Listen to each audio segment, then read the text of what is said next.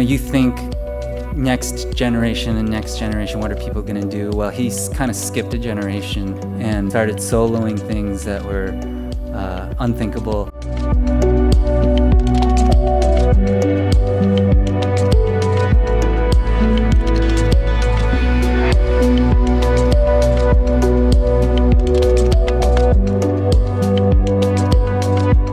And are you fearful when you're on the wall, when you get up 3,000 feet, something like that? Well, I probably would be if I hadn't prepared for it. I mean, so with climbing El Capitan, it was something that I've been dreaming about for years, and then spent probably a full year in preparation. So the biggest part for me, the preparation, was the visualization, the psychological side, like imagining that it was possible, and that took like years to sort of wrap my head around the idea. It did. But then, yeah, I mean, it's pretty, every time you drive into Yosemite, you see the wall, you're like, that's a big wall.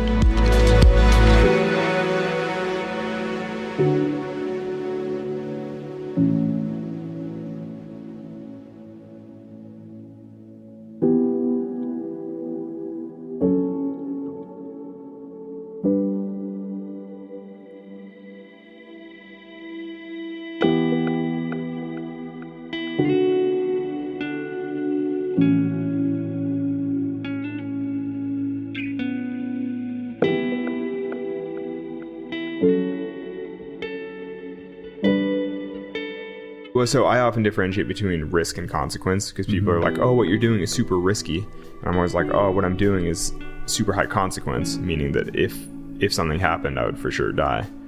Talking about free soloing walls. But it's not necessarily risky, because the risk is the likelihood of me actually falling off, and that you can't really determine that from seeing a picture or seeing a video clip or something, because that's something that only I really know, how solid I am on the wall. What do you mean rehearsing the route? It looks like you're just going up. Yeah, but so it looks like I'm just climbing, but each movement of my hands and feet is super well thought out, very controlled, very precise. So, I mean, in this particular clip, like every movement of my hands has been choreographed, basically. I'm like executing a routine. Like I could actually talk you through all the moves on that particular section of wall. You remember everything. Yeah.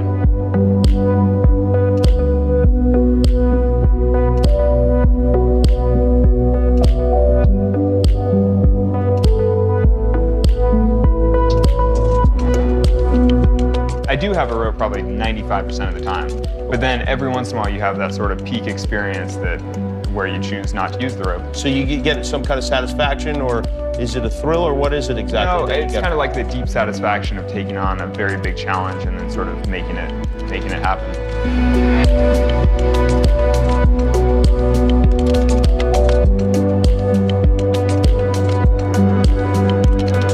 That idea of, like, what's the life hack to mastery? And you're like, oh, by definition, mastery takes years and years, It's like you don't just like life hack it or whatever. That stuff really annoys me. Like, why is free solo climbing so important to me?